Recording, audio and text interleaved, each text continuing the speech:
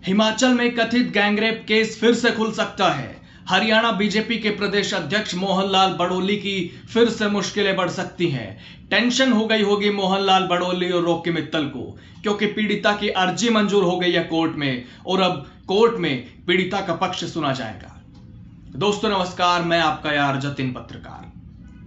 Haryana BJP के प्रदेश अध्यक्ष मोहनलाल बड़ोली और गायक रॉकी मित्तल की मुश्किलें एक बार फिर से बढ़ गई हैं।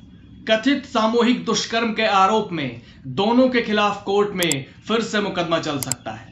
हिमाचल प्रदेश में सोलन के जिला एवं सत्र न्यायालय ने दुष्कर्म पीड़िता की याचिका को मंजूरी दे दी है। मामले में सुनवाई 30 जुलाई को कसौली कोर्ट में होगी। इसमें दुष्कर्म पीड़िता का पक्ष सुना जाएगा। इसके बाद पुलिस की क्लोजर रिपोर्ट पर कसौली कोर्ट की तरफ से फैसला सुनाया जाएगा।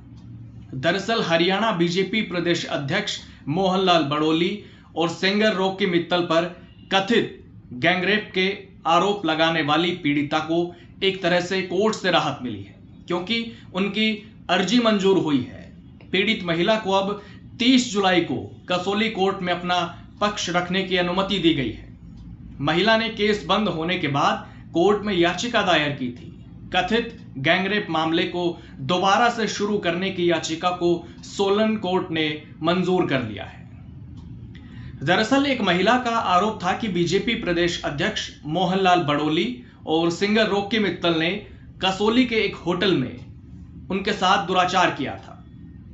इस पर कसौली थाने में केस दर्ज किया गया और जांच में जब पुलिस को कुछ नहीं मिला तो उन्होंने क्लोजर रिपोर्ट दे दी थी। हालांकि महिला ने जिला एवं सत्र न्यायालय सोलन में इस केस पर दोबारा विचार करने के लिए याचिका लगाई थी।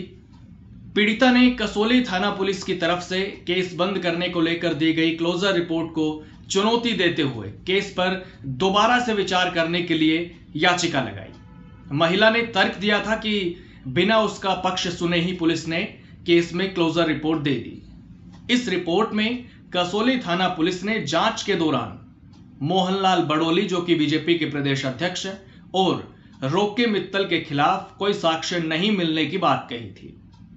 इसके आधार पर पुलिस ने केस बंद करने की अर्जी दी, जिसे कसौली कोर्ट ने 12 मार्च को स्वीकार कर लिया था।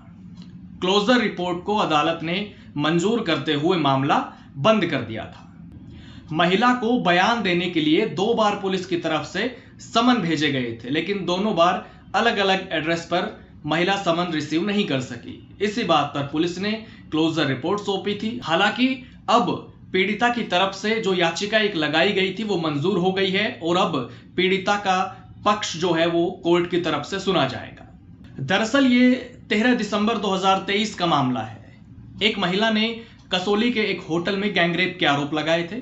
पीड़ित महिला ने बीजेपी प्रदेश अध्यक्ष मोहनलाल बड़ोली और रॉकी मित्तल के खिलाफ 13 दिसंबर 2024 को सोलन जिले के कसौली थाना पुलिस में गैंगरेप आईपीसी की धारा 376D के तहत मुकदमा दर्ज कराया था, एफआईआर दर्ज कराई थी। और इसके कुछ महीने बाद इसकी जो केस की एफआईआर कॉपी थी वो सामने आई। पीड़िता के मुताबिक उसके साथ गैंगरेप 23 जुलाई 2024 को किया गया। मीडिया रिपोर्ट्स के मुताबिक इस मामले में 529 दिन देरी से एफआईआर हुई। इस वजह से पुलिस को सीसीटीवी फुटेज भी नहीं मिले। जिस होटल में शराब पीकर इस घिनौने काम का आरोप है, वहां पर गिलास, बेडशीट जैसे साक्ष्य नहीं मिले। होटल के कर्मचारियों को भी पुराना मामला होने की वजह से कुछ याद नहीं। पीड़िता की सहेली ने भी आरोपों को गलत बताया था और कहा कि उसके सामने ऐसा कुछ नहीं हुआ, और पीड़िता ने मेडिकल कराने से भी इनकार कर दिया था। शिकायत में पीड़िता ने कहा कि मैं अपनी सहेली और बॉस अमित बिंदल के साथ कसौली घूमने गई थी।